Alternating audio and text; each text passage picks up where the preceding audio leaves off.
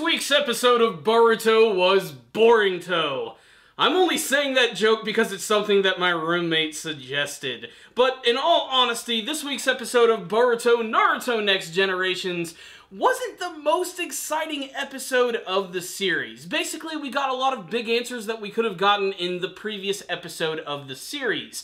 That being said, I still thought that this was a fairly entertaining episode, which also had a brand new intro, which is something that is a long time coming. And I'm still not even really sure what to feel about the brand new intro of the show. I mean, I love the imagery. I love the fact that a lot of the nameless students finally have names, like frickin' Wasabi. Who could have predicted that that girl with the pigtails had that name?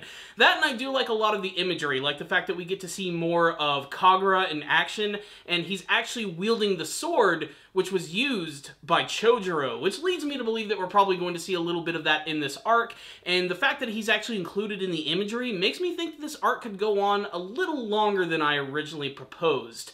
We could very well be looking at a 10 to 15 episode long arc here with the Hidden Mist Village, and honestly, it could be pretty awesome, especially with the way that this week's episode ended. So, let's just talk about some of the big highlights of this episode and what went down in this week's episode of Boruto. So, it picks up immediately from the end of the last episode where Denki has been kidnapped by some goons. So, Boruto, Kagura, and all of their friends go out and they decide to start kicking some ninja ass. Which leads to a scene which is not super well animated, but not super bad either. It falls somewhere in between. It's painfully average. And at least we get to see the return of some classic techniques, like the hidden mist technique, where everything gets covered in mist and they can't actually see who they're going to be fighting, which gives all of these hidden mist guys kind of an advantage, but for the most part, they all just get completely tore up. It also is kind of cool that we get to see Boruto actually using some wind-styled techniques to actually escape from one of his assailants, and then just proceeds to beat the crap out of him. It shows that he's actually been practicing using all of these different chakra natures, which is honestly pretty cool. I also wanted to see a little bit more of Mitsuki in action, especially how cool he looked when he was covered in the mist. His eyes were glowing all yellow, looking all snake-like and cool, and I wanted to see more from his character.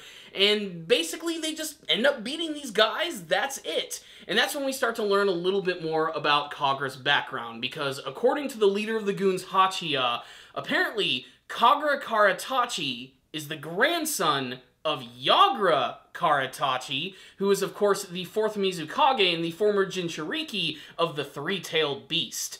So, this just leads so many questions. So, apparently, Yagura was not a child. He was a lot older than he actually looked, because apparently he had a son or a daughter who bore him a grandson, which is really damn strange when you actually think about it. I mean, was he really just being serious when Naruto called him out for looking like a child and he actually really wasn't one in the first place? Was he a lot older than he actually implied? If you try to think about that stuff, it could potentially ruin the episode for you, but at least it's good to know that Kagura himself is the grandson of Yagura. And because he was the grandson of Yagura, he carries with him a lot of his traits.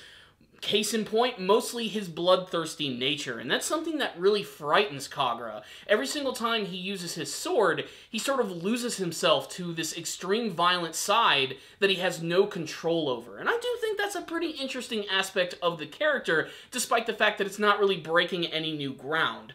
Still, it's really cool that we get to see him hanging out with Boruto and his friends and actually getting over some of, like, the bad blood that he has with Iwabe, who sort of accepts the fact that he was putting up this big wall to cover up the fact that he was scared of revealing his true, super dangerous nature. It's pretty hardcore stuff. But even with all of that, the thing that I loved most about this episode had to be the final scene where Hachiya and all of his goons go back to Shizuma Hoshigaki, and Shizuma just straight up kills this guy, who is just a genin. He's basically just a young, stupid ninja kid who just gets completely filleted by this guy. And what's also really cool about this scene with Shizuma is that he actually reveals that just like Kisame, he actually does have gills on his face, which sort of slowly open up right before he kills him. So I'm guessing he's able to cover up that ability. Maybe this is something that exclusively belongs to the Hoshigaki clan. Maybe they're using some sort of weird forbidden jutsu to transform themselves into these human fish shark hybrid type people. Maybe it's something that only belongs exclusively to certain members of the 7 ninja swordsmen of the mist. I want to know more about Shizuma Hoshigaki, and the good thing is in the next episode it looks like we are going to get that, and we get to see more of him in action. He's definitely, I think, the coolest thing about this arc so far, and I can't wait to see more from him. That being said, again, not really that much happened in this episode, and I do have a few minor gripes, but we'll get to those in this week's rundown. Yes, what's the rundown on this week's episode of Boruto? Just kind of an average episode. You know, they fought the goons, they talked with freaking Kagura, and then Kisame's cousin slash brother slash roommate freaking killed a dude. That's basically it. That's all that really happened in this episode. But there are some things about it that I did like. Like I said, I loved all the Shizuma stuff. I thought that was super crazy how after all of that goofiness and watching the characters play Ninja Uno, we get a scene where a dude just frankly gets killed, like outright, super bloody. You get to see the blood splash across the floor. It's a nice juxtaposition to all of the power of friendship stuff that we saw earlier on in the episode. But there's still some things I have kind of a problem with. One, I hate how at the beginning of the episode, these kids just refuse to talk to the adults about any of the problems that are going on here. They just will not get them involved. And they're either doing this because A, they just want to show them up and they want to show that they have the ability to do the things that their parents can do, or the creator of the series doesn't necessarily want to have to rely on the old characters as much, and he wants to be able to utilize this new cast.